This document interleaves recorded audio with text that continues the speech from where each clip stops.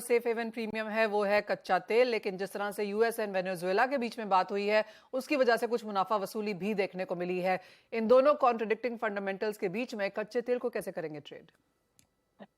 Well I think Venezuela पे जो action आया है यूएस का, आई थिंक वो यही सोच के आया है कि अगर ईरान का इन्वॉल्वमेंट होता है इसमें तो फिर अगर सैंक्शन लग जाता है तो आई थिंक सप्लाई टाइटनेस फिर से आएगा।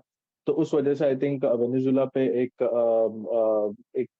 इन्होंने जो 250 मिलियन बैरल्स तक का, जो 250 के बैरल का पर डे का जो उनका आउटपुट है, वो रिलीज हो सकता है। तो आई थिंक वो कहीं ना कहीं, I think I would say it is a bit mix.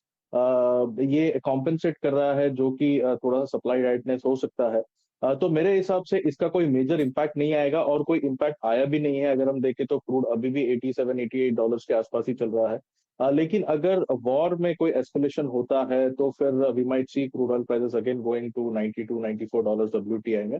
लेकिन अगर एस्केलेशन नहीं होता है तो फिर मेरे हिसाब से 84-83 डॉलर फिर से एक बार आ सकता है।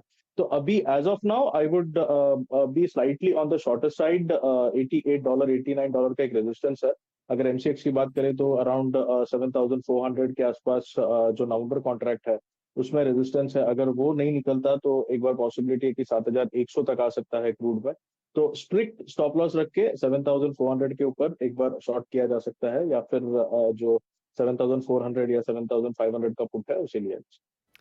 ऑलराइट, तो ये राय यहाँ पर कच्चे तेल में भी है। आशा है आपने नोट की होगी। बहुत शुक्रिया रविंद्र हमारे साथ जुड़ने के लिए, उन स्ट्रैटेजीज के लिए भी। एक ब्रेक के लिए रुकेंगे, जब लौटेंगे तो बात एग्री कमोडिटीज की करेंगे। हमारे